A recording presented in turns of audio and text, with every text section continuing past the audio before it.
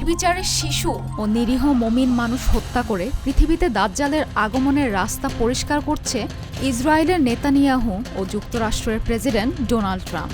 দাজ্জালের আগমনের আগে পৃথিবীতে এমন সকল নৈরাজ্য তৈরি হবার পূর্বাভাস দিয়েছিলেন সর্বকালের শ্রেষ্ঠ মানব হজরত মুহাম্মদ সাল্লাল্লাহু আলাইহি ওয়াসাল্লাম। তবে এরপরই স্বাধীনতা আসবে মুসলিমদের, কতল করা হবে দাজ্জাল সহ তার সব চেলা চামুন্ডাদের। তাই শহীদি প্রেরণার মুসলিমরা আশার আলো দেখছেন। যুদ্ধবিরতি লঙ্ঘন করায় গাজায় আটক থাকা বন্দীদের মুক্তি অনির্দিষ্টকালের জন্য স্থগিত করেছে ফিলিস্তিনের স্বাধীনতাকামী সশস্ত্র গোষ্ঠী হামাস। এরপরে গাজায় ফের যুদ্ধ শুরু করার হুমকি দিয়েছেন ইসরায়েলের প্রেসিডেন্ট বেঞ্জামিন নেতানিয়াহু। এমনকি হামাস চূড়ান্তভাবে পরাজিত না হওয়া পর্যন্ত ইসরায়েলি বাহিনী যুদ্ধ করবে বলেও স্বপ্ন দেখছেন তিনি।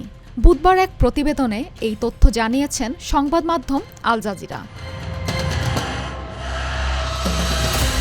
সংবাদ মাধ্যমটি বলেছে, যদি শনিবারের মধ্যে হামাস সেখান থেকে আটক থাকা বন্দীদের মুক্তি না দেয়, তাহলে গাজায় যুদ্ধ আবার শুরু হবে বলে ইসরায়েলের প্রধানমন্ত্রী বেঞ্জামিন নেতানিয়াহু হুমকি দিয়েছেন।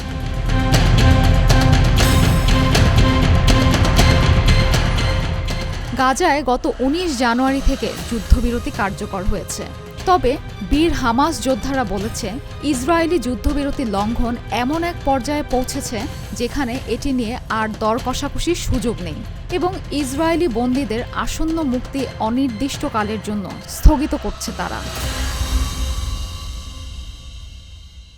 সোমবার হামাসের সশস্ত্র শাখা কাসাম ব্রিগেডের মুখপাত্র আবু ওবায়দা বলেছেন, ইসরায়েল সব বাধ্যবাধকতা ঠিকমতো মেনে চলছে, বন্দি বিনিময়ের দরজা খোলা থাকবে।